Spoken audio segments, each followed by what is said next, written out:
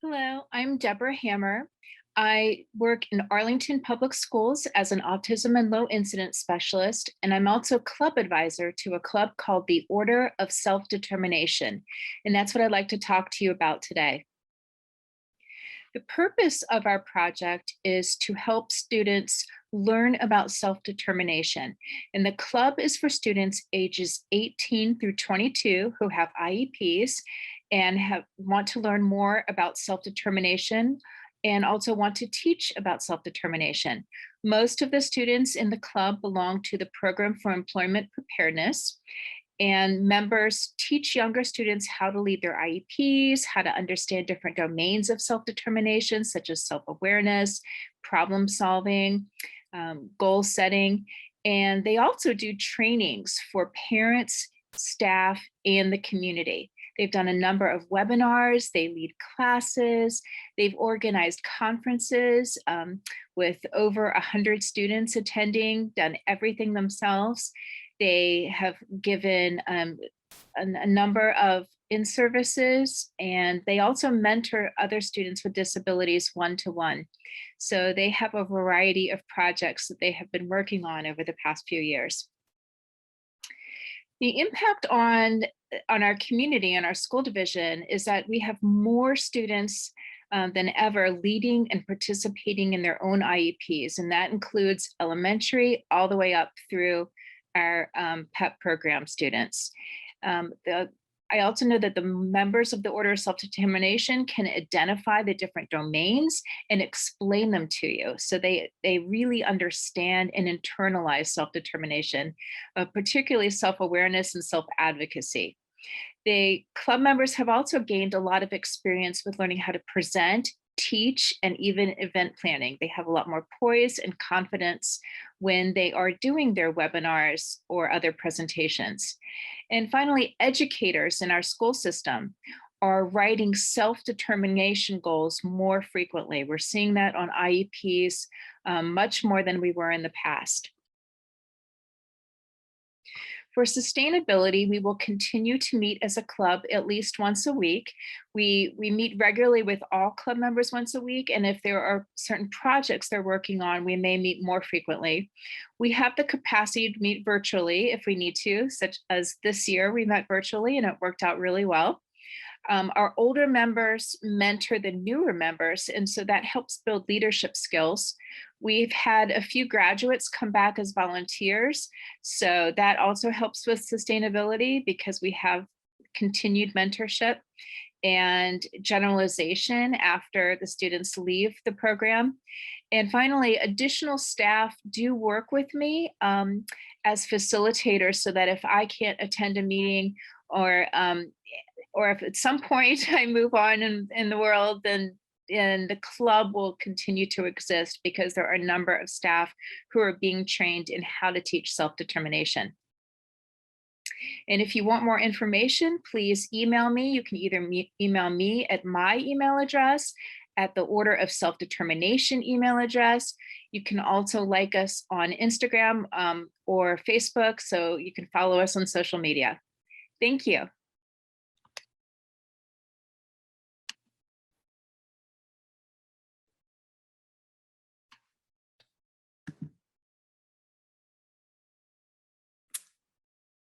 Good afternoon. My name is Mandy Harper, and I'm here to talk to you about Culpeper County High School's cross-curricular role-playing scripts to encourage peer interaction. I am a teacher of students with autism here at Culpeper County High School, and this idea was born from the curriculum that we use to work with our students on social skills. It's part of the peers curriculum, and I had the idea of maybe incorporating some of our student body to make these scripts more relative. So essentially what I did is I utilized the scripts that were already part of the Peers for Young Adults social skills training for adults with autism spectrum disorder and other social challenges book. And online, there are videos that accompany that were created by some of the folks who created the curriculum. The videos are great that are online, but often it's the same actors and adult actors.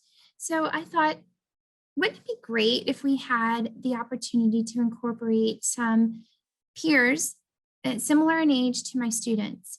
So I contacted Maxie Mitchell, who is our theater teacher here at Culpeper County High School, and asked if she'd like to be part of this project. And she said absolutely yes. So essentially what we did is I shared scripts with her that would be part of our normal lessons. And she created videos with her pre-advanced acting students acting out the scripts. I thought this was a wonderful way to help our students see students that were similar in age acting out appropriate social etiquette and being able to recognize these students in the halls and hopefully leading into conversation starters. We decided to go with videos because we had, with COVID-19, a virtual school year and a hybrid school year. So we had some students in school, some students virtual. So this allowed us to utilize those videos. Plus, they can be used for years to come. The idea, though, for sustainability is to hopefully create opportunities for live interaction and have the students act them out in person with a live audience that would then create this question response conversational opportunity after the scripts were acted out. So that is kind of our plan. That is what is happening, and we hope to continue it. We've only been able to get through a few chapters with videos and scripts, so we have a lot more to go. If you have any questions about this process, please feel free to reach out to me or Maxie Mitchell here at Culpeper County High School. Our contact information is on the screen, and we look forward to talking to you. We hope you have a fantastic day. Thanks so much. Hello, my name is Mandy Harper, and I'm a teacher at Culpeper County High School in Culpeper, Virginia. Today, I'm here to talk to you about our all-inclusive club called the Hot Wheels Club that we held this past school year. So during any normal school year, we have something called activity blocks that meet twice a month. Students are allowed to submit a suggestion for a type of club they would like to have at school, and the clubs are student-led with a teacher sponsor. I discovered that one of my students really loved Hot Wheels, and we discovered that during some common interest social skills activities that I always have as part of my classes. I do this especially at the beginning of the year to try to find common interests between my students that will hopefully be conversation starters and lead to small talk and potential similar hobby interest, and hopefully develop into a relationship or friendship that might remain just in school or maybe go beyond the school walls. So in that common interest kind of discovery phase, we discovered that one of my students really loves Hot Wheels, and some of the other students were interested too. I kind of took that thought and ran with it and thought, well, maybe there are some community members wanting to get rid of some of their Hot Wheels cars. And boy, did the community answer. So just with a request on a local social media page, I had probably 200 Hot Wheels cars donated to my class, as well as tracks. Not knowing a whole lot about Hot Wheels cars and tracks myself, one of our amazing administrators, Mr. Chuck Toller, decided to help me out with that. So twice a month, we started meeting for 45 minutes and racing Hot Wheels in different settings throughout the building. And the kids were having a blast. So being so present and hearing our laughter during these club meetings, we started to garner more interest. And eventually we had just a few students who were interested in racing Hot Wheels to then having additional students. So we went from like a group of like 3 to about a group of 8 with a mixture of both special needs students as well as students in the general ed population. So it was wonderful. In addition to that, we started to get noticed by faculty and staff. The beautiful thing about that is we would occasionally have teachers just jump in to race cars too. So this also helped build those relationships with our students that are so essential in the classroom. students with autism often have a hard time, with those relationships. And so this showed the students, hey, your interests really matter to me too. So we would have teachers racing students down the halls with their cars. That then would transfer over to the classroom because building those relationships and having that rapport translates into different areas. So we had a blast doing this throughout the year. We hope to continue it into next school year, hopefully making the club even bigger and better. We even had official member hats that said Hot Wheels that were ordered for some of the kids, and they just love them. So if you have any questions about how we do activity block here at Culpeper County High School, how you could get something started like this at your school, I'd be happy to talk to you. It's also essential that our students feel like they are seen and that they matter and that their very specific interests are noticed and appreciated. And that is what we did with this Hot Wheels Club.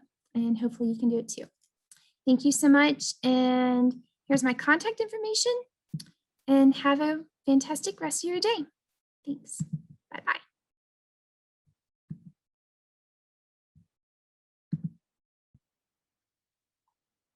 Hi, everybody.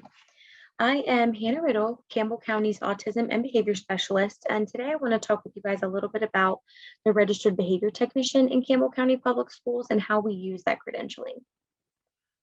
Here in Campbell County, we have what we call our highly structured program. So this is an adapted curriculum special education program that operates under the applied behavior analysis methodology. So this program is supervised by a board certified behavior analyst that provides the behavior analytic supervision experience to the staff members in this program. Each classroom has 3 identified staff members, the first being a licensed special education teacher that is either a board certified behavior analyst or board certified assistant behavior analyst, or they're working toward that credentialing.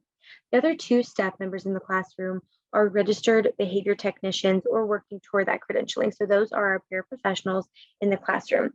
So each of these staff members have a high level of training to be able to support and teach skills in our students. Campbell County also has an itinerant registered behavior technician. So right now we're utilizing this in our early childhood special education program to really provide those wraparound support. So not only are these students receiving their services in the public day school setting during the day, but they also have access to these wraparound supports in the home where the registered behavior technician under the supervision of the behavior analyst can provide supports in the home and really get to the core of the matter and how this matters for them at home and what supports do they need. We've been able to identify benefits for staff, students, and families of using this credentialing in our public day school setting. One of the biggest benefits for staff is to reduce burnout. These staff receive a high level of training, support, and follow-up. They have a certain percentage of their applied behavior analytic hours that is supervised each month. So they're able to work through skill building and work through specific scenarios that they may be having in their classroom to further develop skills. They're never just thrown to the wolves. There's always that support piece where you're able to follow up and collaborate with one another and follow up on things you've done in the past. They have access to unique collaboration opportunities, so they're able to branch outside of the 4 walls of their classroom and have this group supervision component with other members in our program to really just kind of build skill level outside of your own classroom. But what does this look like for another classroom? What does this look like for another student? And why does that matter to you? We've also been able to identify benefits for both students and their families. So some of our students would not be able to access these supports or these services outside of their school setting. But because we're able to do this in the public day school, we are able to provide them that service. Another perk of being within the public day school is they have access to peer models. They have inclusion opportunities, which in a more restrictive setting, they may not have access to. They have access to highly trained staff that not only are initially highly trained, but are continually highly trained and supported to be able to support students as things change over time. Our families are well supported by staff, whether it be through parent training opportunities or through itinerant RBT supports. And due to the nature of applied behavior analytics supervision and training, we're really able to collaborate well with outside providers because we're able to talk apples to apples with them. These staff members receive 5% of their applied behavior analytic supervised or hours supervised each month. This is a very research-driven program that naturally has embedded continuous professional development and collaboration opportunities to continue to build skill level and help these staff members feel supported and valued. Um, this is a huge piece of maintaining the stability of this program. It's helping these staff members be sustainable and helping them know that they are supported to keep this program going over time. If you guys have any questions or want some more information, please feel free to reach out. My contact information is below. Thank you guys so much for your time today. Hello from Cumberland County Elementary School. I am Dr. Gray, the self-contained special education teacher, and with me is Mrs. Wingo, our speech pathologist. And we're here to talk about our core vocabulary program we implemented this past school year. This project was part of a community of practice with TTAC. The program itself included a variety of school divisions, speech pathologists, and special education teachers. In the beginning, our school division only included Ms. Wingo and myself. We are now adding more special education teachers. Our main purpose was to increase communication and to give a voice to our not yet verbal students. We wanted to have conversations with our students and have them do more communicating instead of listening. We wanted to have the opportunity for communication to go beyond our classroom and into the school itself. We wanted to learn ways to implement core vocabulary into our classroom by using core boards and activities. Core boards are located on our student desks and tables. What are the impacts on educators, students, and the school division? Well, the greatest impact is that students are using the core boards to ask for help, to open things, to request items, and to communicate their wants and needs. We have seen many instances where behaviors have decreased due to the ability to tell staff what they want. The staff can communicate with students now, and we are using beginning conversations. In the beginning, we were doing a lot of talking and the students were just listening. But now we can ask questions and the students can comment. We are also having some students initiate conversations, even though it's mainly requesting items. So we do have some plans for the future. This project is still in its early stages. We are planning on implementing it school-wide. We have several goals for next school year, which include the following: school-wide implementation. Yes, I said school-wide implementation, which include communication boards in all high impact areas, such as the cafeteria, resource room, general education classrooms, doorways, and playgrounds. We are also implementing a core vocabulary curriculum into our self-contained classrooms, which will be teaching a set of core vocabulary words and implementing activities to reinforce those words. We are intentionally planning activities that enforce the use of the core vocabulary words and requires participation from our students. We are also implementing a life skills and a career exploration program. We're trying to have some type of program weekly that not only reinforce the use of the communication boards, but also give our students some needed skills.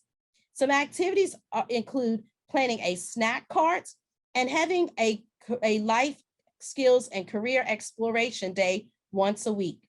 Students will be able to practice using core words taught and the skills they have been learning throughout the week. The snack cart would help boost communication and social skills. If you want more information about the things that we are doing to implement core vocabulary within our school system, you can contact Ms. Wingo or myself at the information provided on this slide. We will be happy to help you guys out. Thank you, and I hope you enjoy the rest of the conference. Hello, Beth and I welcome you to our speed share about twice exceptional or 2E students. 2E students are exceptional in 2 ways. They have exceptional intellectual abilities and exceptional learning challenges. The learning challenges may be in the areas of cognitive or emotional disabilities, autism spectrum disorder, or other health impairments such as ADHD. Both exceptionalities must be addressed with the focus on providing advanced curriculum and delivery of 504 plans or IEPs. We embrace a student-centered, strength-based approach to educating all students. For 2E learners, our focus is on addressing the students' high abilities while supporting their unique learning needs. Our district is committed to evidence-based identification processes, interventions, and instructional practices designed to meet the diverse and complex needs of 2E students. Our district created a 2E handbook to promote awareness, knowledge, and resources for our schools and families. Once the handbook was created and shared district-wide, our next steps were to focus on the specific and unique needs of our 2E learners across the district. We did this by developing a school-based training framework that includes a process for bringing core team members together to collaborate on a final training for all staff who work with the student. The goals of that school-based training are to understand characteristics of 2E learners, consider strategies to support academic success and social emotional wellness, and connect characteristics and strategies to 2E student profiles. We created a 5-step process that we use as a framework for working with school-based teams. Step 1 begins with a referral. This referral can be made by a school member or a parent to the school team. Step 2, Beth and I then meet with the point of contact to learn more about the needs. We would discuss the referral, the student's profile, as well as any other interventions that had been implemented. Step 3 is when we meet with the core members of the student's team to develop the training that will later be delivered to the student's larger team. We provide a framework of the training and support them in personalizing the training through the development of the student profile and interventions specific to that student. In step 4, once the student-focused training is completed, the core team presents it to the full school team. In addition to general and special education teachers, they may invite clinical staff, a gifted resource teacher, the student's school counselor, and others who work with the student. Step 5 is follow-up and action items. Team members from the school begin to implement strategies and work with central office resources for continued support. Data is taken and analyzed with the team to help support data-driven decisions and next steps. Now, let's focus on another important aspect of the training, the student profile. The student profile is at the center of the school-based training. This is done strategically to focus on the exceptional qualities of the student. We work together as a collaborative team to discuss and list these strengths and needs. We look at scores that are important to who the student is and support team members in understanding how these strengths and challenges may present in their environment. We know many 2E learners have complex profiles and that it takes a team to meet the students' needs. We think about what we need to continue doing instructionally, what interventions and accommodations are in place, and how successful the student is and what we are doing in the learning environment to support the social, emotional, and academic needs of the student. Our goal is to work collaboratively district-wide at the school base as well as within our community. We began leading information sessions with targeted groups within Fairfax County, as well as with parents and community members. These presentations were tailored to each group and focused on the content of the training framework. We are proud of our work to promote generalization of information through ongoing district-wide trainings and systematic implementation at the school-based level that will ultimately impact student success. Beth and I thank you for attending. And here's our contact information if you would like to reach out with any questions or comments. Thanks so much. Hi, I'm Shauna Gardzell. And I'm Kelly Galbraith. We are ABA specialists with Fairfax County Public Schools, and we are excited to share with you our community outreach project.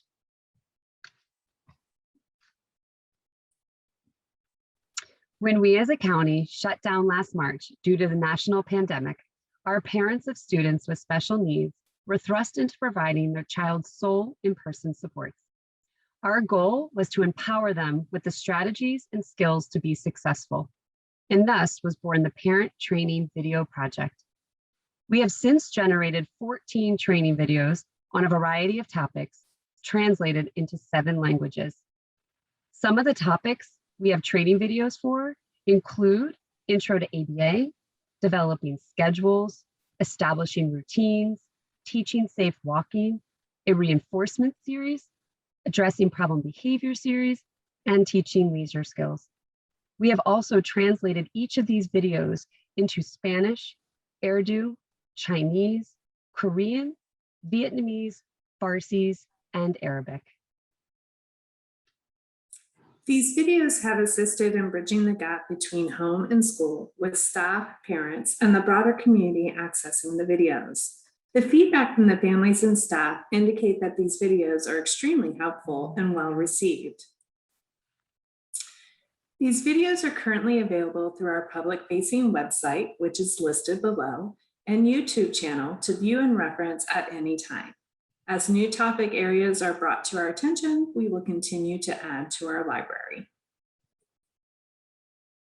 If you have any further questions or would like some more information, you can reach one of us at the email listed here. But thank you. Have a great day. Bye.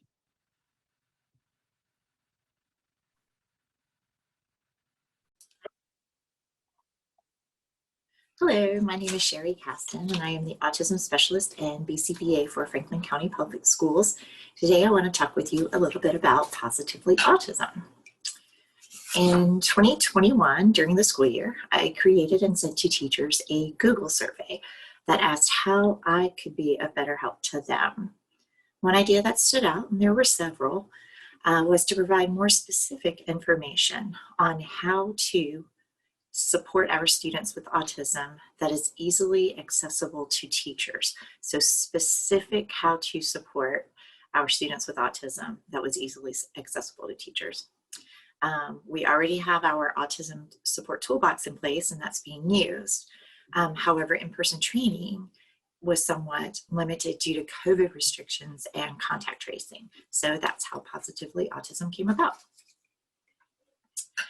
Positively Autism is a weekly teacher tip. This tip is the how to simply implement an evidence-based practice that is broken down into specific bullet points or steps. Additionally, there's a brief description as to why that support is needed. So take, for instance, visual schedules. The tip would be about visual schedules and step-by-step how to implement them, and then of course a description as to why the support is needed.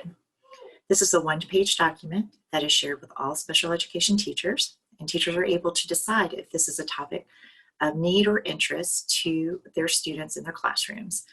If they choose, they can refer to the Autism Support Toolbox for additional, more specific information, step-by-step support, and video modeling. Additionally, now teachers can contact me directly for one-to-one or small group trainings. This for us is yet another at your fingertips resource for teachers to support our students with autism. It also helps me gauge with whom additional training is needed and what additional training is needed. The long-term goal for this is to hopefully provide it weekly, although that's been kind of an overzealous goal these past few weeks, but I do plan to continue to offer it at a minimum of twice a month. It is helpful for our teachers to have something easily accessible to them, and the feedback has been great. And again, it helps with ongoing training and development of trainings that need to take place. So please reach out if you have any questions. My name is Sherry Caston again, and I'm with Franklin County Public Schools, and I appreciate your time today. Thanks. Hi, I'm Tony Brooks. I'm a registered behavior technician for Hanover County Schools. During the past school year, along with all of the craziness of teaching through a pandemic, Hanover has worked to implement the Hanley method with our students with the highest behavioral needs. The following is a brief overview of how the implementation process has gone and our plans for the future. Using the Hanley method in our elementary schools was a result of having students who needed explicit instruction in functional communication skills. The students that Hanover supports using the Hanley method are demonstrating behaviors that significantly impact their academic instruction and their participation in the general education classroom. The initiative began with having a few behavior consultative teachers trained in implementing the Hanley method with one student. It has expanded, and now there are multiple special education teachers, instructional assistants, and the behavior technician being trained in implementing the intervention at multiple schools. Currently, Hanover is implementing the Hanley method with 6 students. The students are spread between the extensive autism, functional academics, reverse inclusion early childhood, positive behavior support programs, and in the general education classroom. Using the Hanley method with these students has significantly improved their educational outcomes. One student was able to remain at his home school for an additional school year and lengthen his school day from half days back to full days through participating in the Hanley method. In the near future, Hanover plans to train additional staff who have students who are using the Hanley method in how to implement and continue its use from year to year. For some students, this includes general education teachers. Short-term plans also include having more students accessing the intervention as needed. Long-term goals include having all positive behavior support and extensive autism teachers trained in how to implement the intervention from start to finish. This will allow teachers to implement without extensive support from the behavior technician or behavior consultative teachers with as many students as they have who need the intervention. In addition, students will be able to move between classroom settings while utilizing the intervention.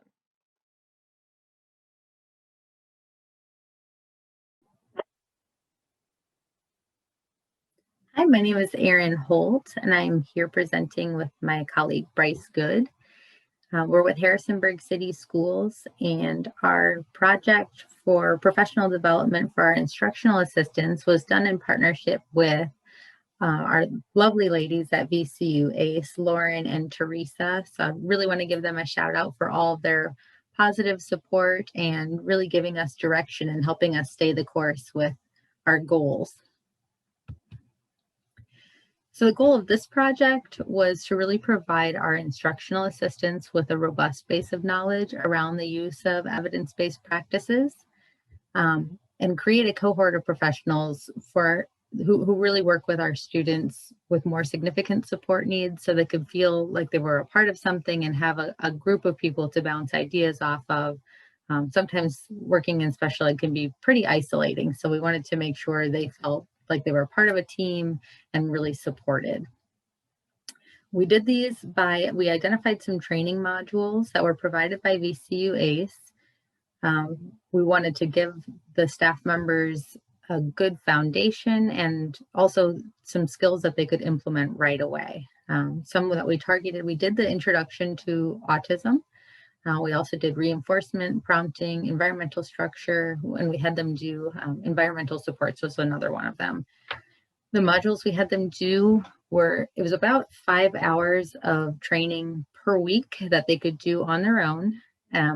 We had 4 weeks at the beginning of school before students started to do professional development, so staff could get extra training on the use of integrating technology into virtual learning environments. So we did have some extra time this year, which made it sort of unique. Every week we had debriefing sessions based on the topics that we had assigned that previous week. So staff could talk about what they had learned and identify ways they could apply those different principles into their environments and with their students. At the end of the 4-week training session, we had a group of instructional assistants self-select to be a part of our focus group. And within the focus group, we asked them just about their role and how we could make them feel valued and what skills they felt that they needed to learn to better support their students. Then throughout the year, we also provided ongoing classroom support. What we found after the training, and this was through observation with our weekly contacts in the classrooms, and then also talking to the teachers who collaborate with these instructional assistants and the instructional assistants themselves. The biggest piece that immediately emerged was that teams were able to speak the same language. So teachers could ask a staff member to thin the schedule of reinforcement, and they knew what that meant, and to use different levels of prompting, and they knew how to implement those techniques. So that was really neat to just have a great springboard for jumping in, especially for newer staff members. Like I said, those new staff members were able to apply some of what they learned right away with some coaching and with support from their teachers. Again, everyone being on the same page really helped to get that moving really quickly. Our experienced IAs mentioned and were observed to be able to generalize these skills to more and varied environments. So they were able to take what they already knew and expand on it and think about it in different ways and think about how they could continue to do what they're doing, but even better, and to really support our students. The IAs just reported feeling really confident in what they were able to do and in being able to implement these techniques. And they felt really supported by us and the coaches and the ACE team, and they felt really valued. They felt like professionals, that they were a valued member of the team, because they are, at the end of the day, the ones who spend a lot of time with our students. And then several of the instructional assistants, we had several modules that we had assigned and we targeted specifically in those weekly meetings, but several of them, once that gate was open, they decided to go and do a lot more of the training on their own, even above and beyond the ones we asked them to do. One IA in particular at this point has done 45 extra hours on top of what we've asked her to do. And she's super excited to share with me every time I go into that classroom, the things she's learned. And the teacher has done some of the trainings with her so that she knows how to support her in those additional skills, which is really, really cool. Going forward, our schedule is probably going to look a little more traditional this year versus our COVID schedule last year. So our training days will be sprinkled. We'll have a couple weeks of training before students arrive, and then more professional development days scattered throughout the calendar. So we're hoping to identify which days particularly will be for school-wide and division-wide training early on and then throughout the year, so we can create trainings and create opportunities specifically for our instructional assistants. Within the context of those days, we would really like to do at least one of the days have sort of a mini conference for the IAs that has different topics they can self-select into, so they can decide what they want to learn more about or what they feel they need more support in. And that will be probably multifaceted. We want to target our new instructional assistants and kind of get them up to speed onto where everybody else is right now, but then also continue the learning of our IAs who participated this year. So we're not just giving them the same information over and over. We're going to continue to provide that ongoing classroom support. Like I said, this year we were able to generally make contact with the IAs about once a week. And that was really beneficial for them to be able to ask questions and get some in the moment coaching. We also have some instructional assistants being represented on school-based teams, just like the grade level representatives and specialist team representatives and administrators. So they will be able to have a voice on some of these teams and really be able to speak to what they and their students need. And then we also want to continue to offer that professional development that builds on the staff knowledge. And like I said, not just giving them the same information at the beginning of every year and then saying good luck, have a great year. We want to really keep touching base with them and really continue to build on their knowledge. If you have any more questions, this is our contact information, and feel free to reach out at any point. And it was great to be able to share this with you. And once again, thank you so much to the girls at VCU ACE. You all have been so supportive.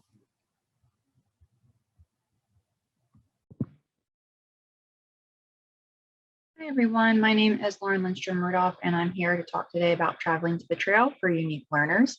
I have partnered with both Molly Mosier and Daphne Papa George on this project.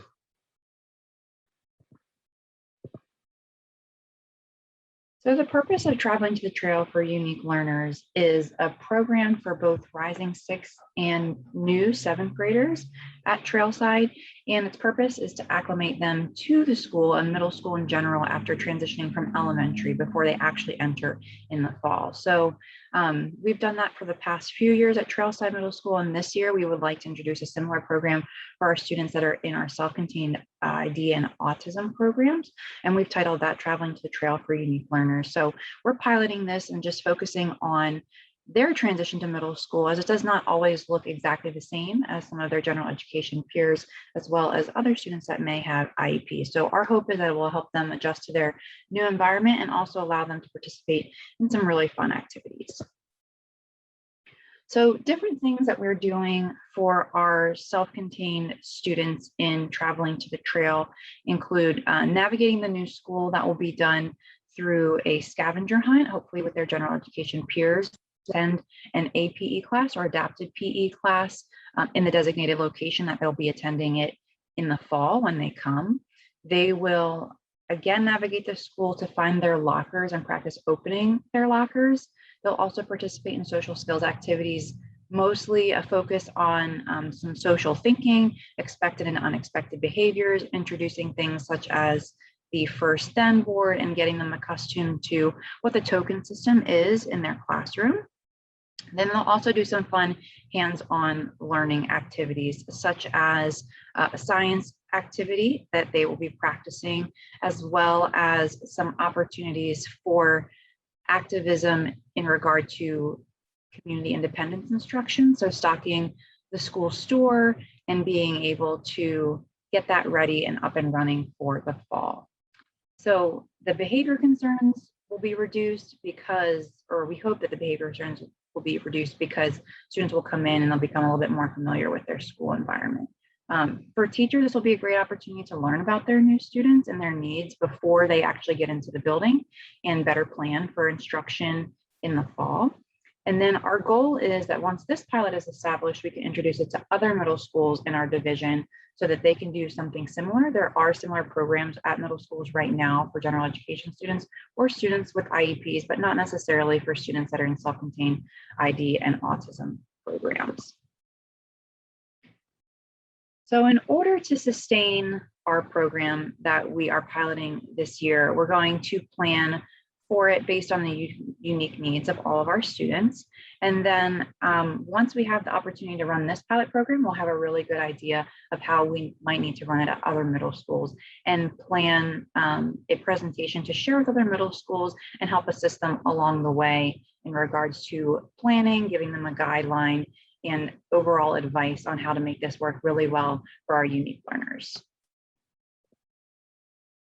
If you would like more information, please feel free to contact Daphne Papageorge at daphne.papageorge@lcps.org or Molly Mosier at molly.mosier@lcps.org. Really hope you enjoyed this presentation, and we are looking forward to starting our Traveling to the Trail with unique learners.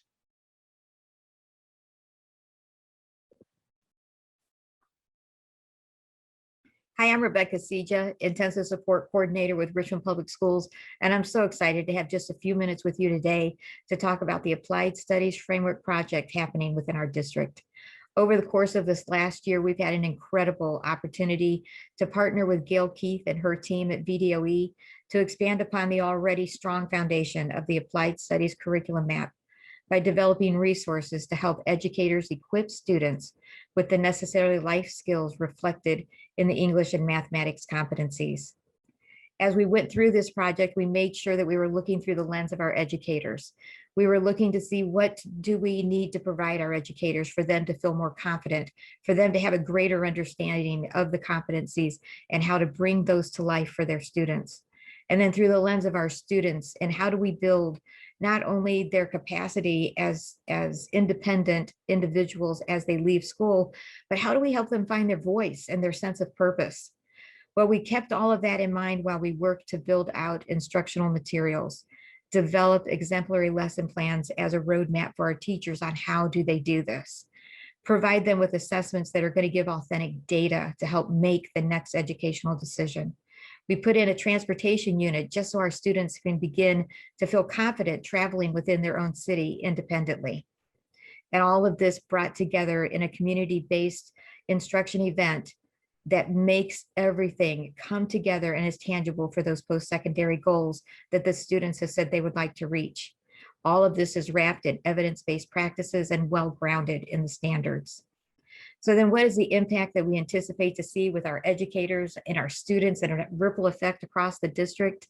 Well, our educators are going to have this guidance document now that is going to help them develop the competency-based unit lesson plans that will focus on their students' post-secondary goals and prepare them for instruction in the community. So now we have educators that are provided this tool that are beginning to build their own confidence and fill their own skill gap on how to help students. And so in turn, we are going to see a gain in confidence and a sense of purpose develop in our students because they will now have meaningful opportunities out in the community. Because of the pre-teaching that will happen long before they're in the presence of a stranger, they are going to be able to articulate, do I like this and do I not like this? And is this what I thought it would be? And it really isn't. So can I try something else? Or perhaps this is exactly what I thought it would be. And can I do more of it? And can I do it somewhere else? Well, now this educator is going to be able to build rigor for one student while help the other student go back to the drawing board and redesign their post-secondary goal. This is going to cause that ripple effect right across the district. We're going to see not only graduation rates increase, but meaningful lives experiences for our students as they cross in the threshold of independent living, whatever that may look like for them. Because of the strong instructional that has happened in the community, our students are now going to be able to lead into that post-secondary employment that's meaningful, that community engagement is not going to be just being in the community, but actually engaged and a part of that. So how are we going to take all of this and implement it and make it sustainable? Our teachers are going to be supported with mentor teachers. We'll have in-house professional development. They can participate in a PLC and COP as we partner with TTAC to build the capacity within each one of them. This is a document that has a strong infrastructure. It is built to morph and change with education. What is meant to be sustainable because it is standards focused, competency driven, research based in instruction and all their materials.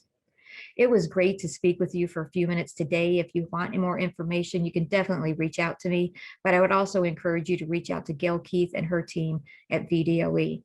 Please participate in the next session with the speech share with Carrie Legao, where she is going to talk more about how we provided the training on site for our teachers and how we will be doing that again in this coming year.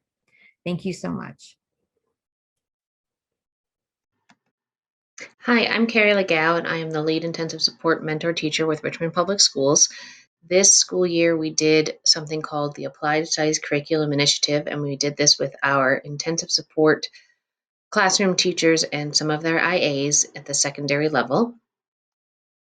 The purpose of the project was designed to build teachers and instructional assistants knowledge and understanding in using the Applied Studies Curriculum Map and post-secondary outcomes for students with disabilities.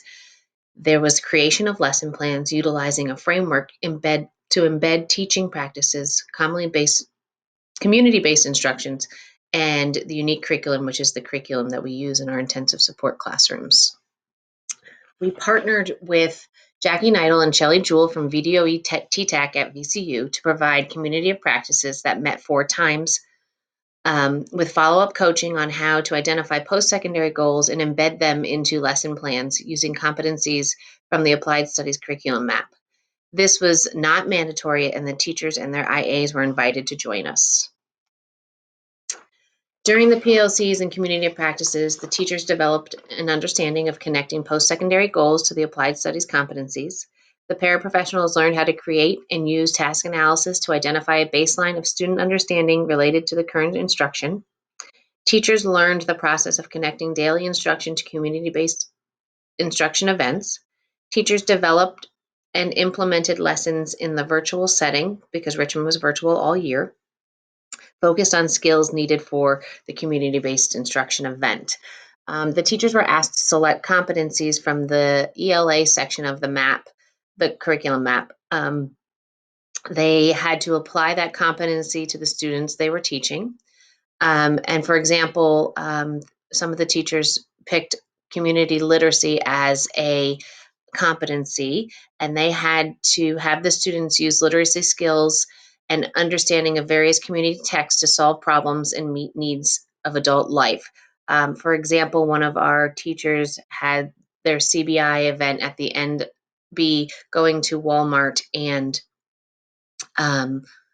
learning the different signs in Walmart and finding different foods, and then turning it into an employment opportunity and learning how to do the curbside pickup and make people's orders and bring them out to the cars to them.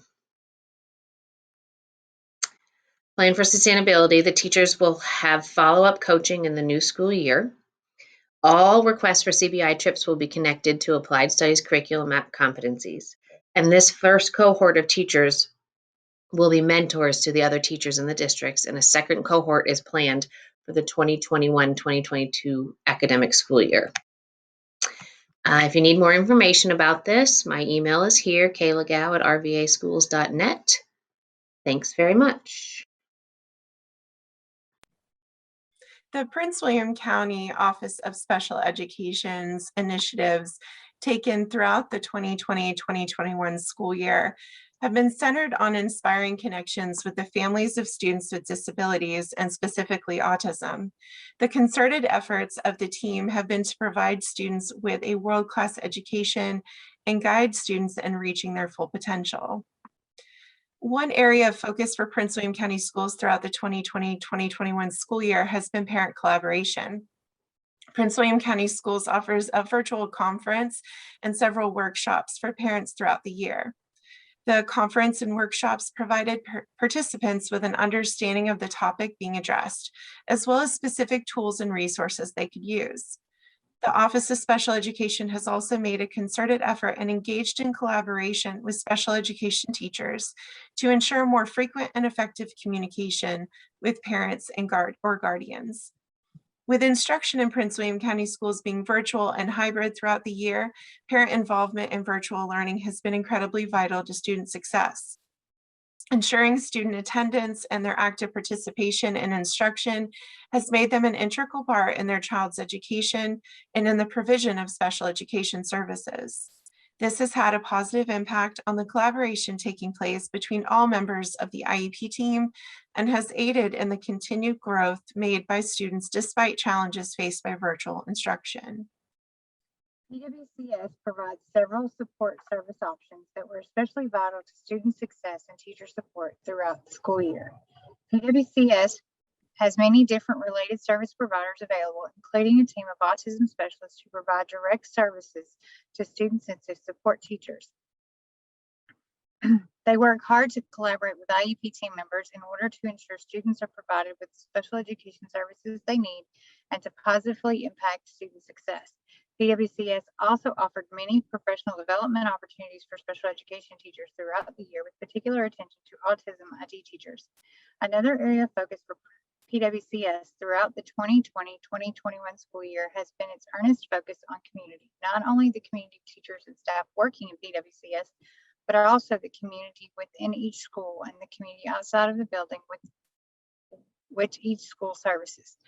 PWCS offered several virtual professional development opportunities this year, which provided participants with better understanding of characteristics of dually identified learners, i.e. students with the disability and language learners, which provided teachers with an opportunity to learn applied strategies that they can use within their own classroom in order to better support students.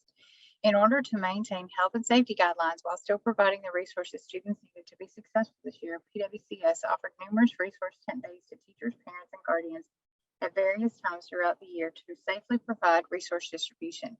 At the beginning of the school year,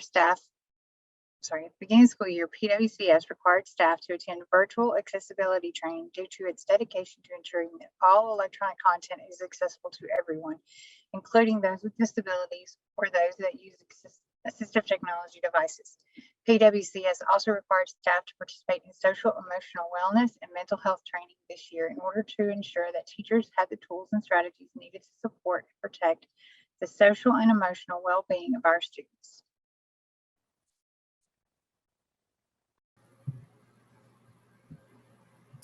Hi there, welcome. This is Jill Hamlin and Carol Shaw, and we're representing Pennsylvania County Schools. We wanted to share with you today our project entitled Instructional Needs Guidance Checklist.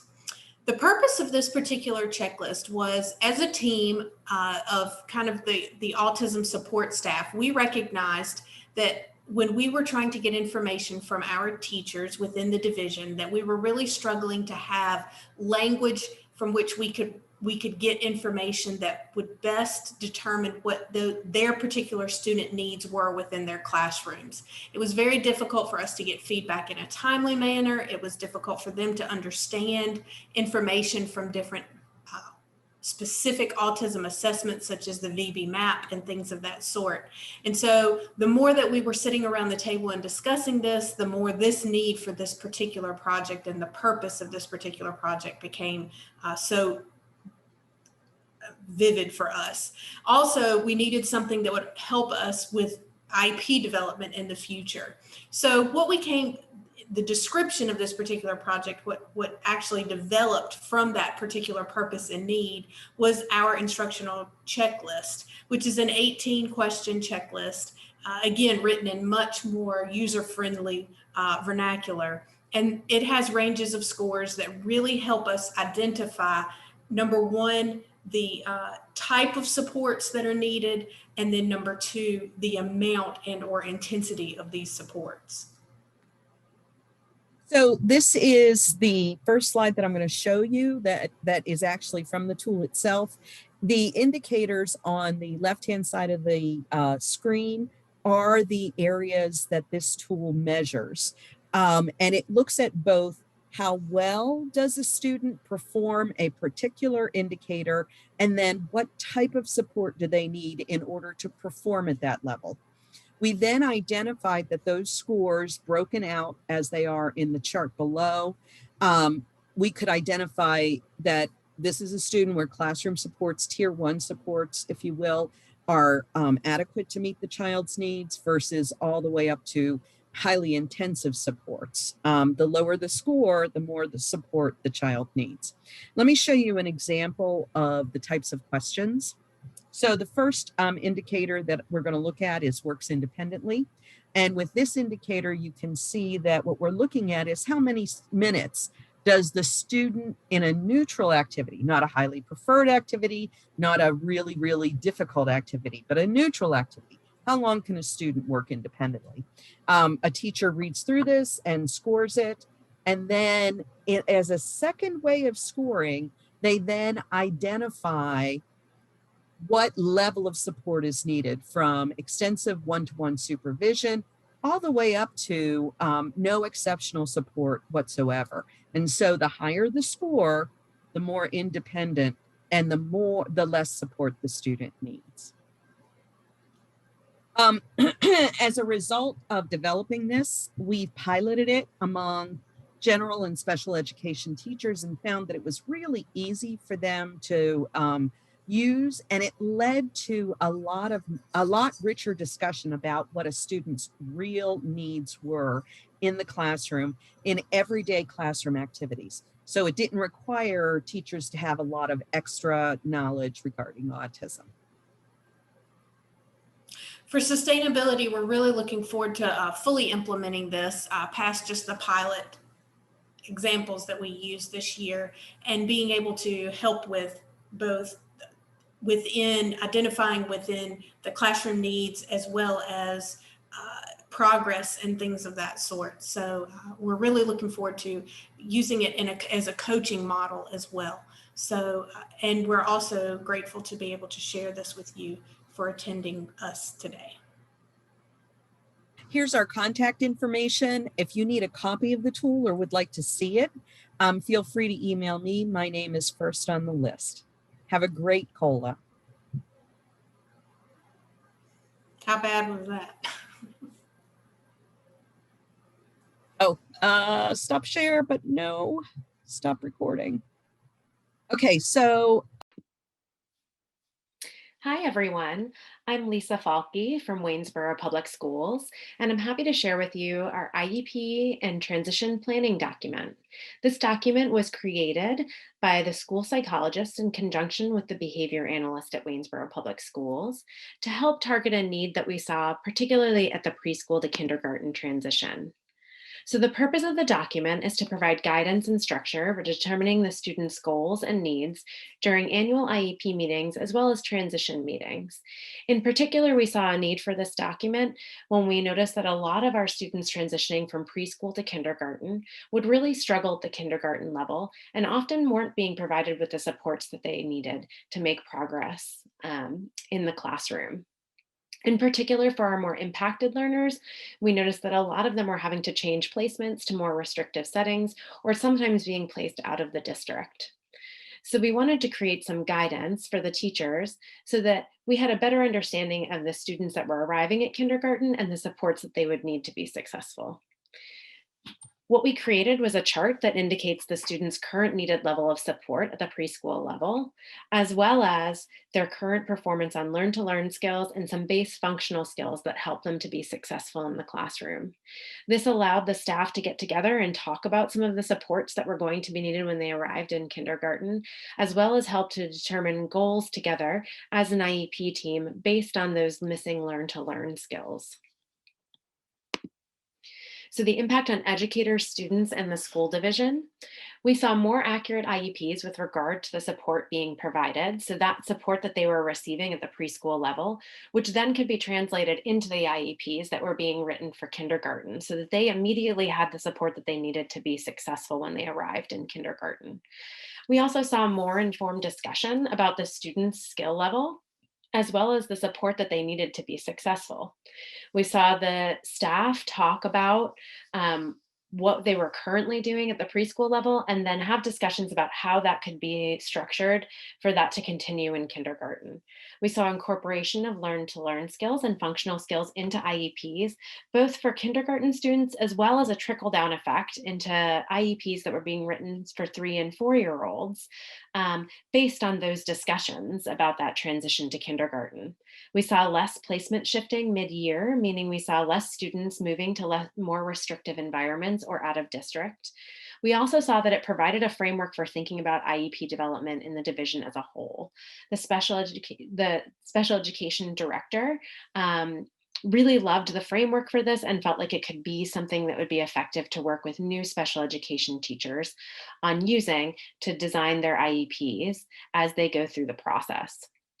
So how do we know? Well, this year we saw less student shifts to more restrictive environments and less student shifts out of district. We also had a lot of anecdotal reports from administrators, special education teachers, general education teachers about how helpful it was to give them a better picture of who is coming into their school and how they could best support them. Unfortunately, this started right before COVID happened last year. So we're hoping next year to track placement as well as IEP goal progress. In terms of plans for sustainability, at the current level, the school psychologists and behavior analysts have been modeling and training the special education teachers at the preschool level to use this during IEP planning and transition planning. And we're hoping to gradually expand that to elementary, probably in the same model and train format that we used with preschool. We also are hoping to create a guide to its use in the division's special education teacher handbook and incorporate it into new special education teacher training for the division. If you have any further questions about it, please feel free to reach out.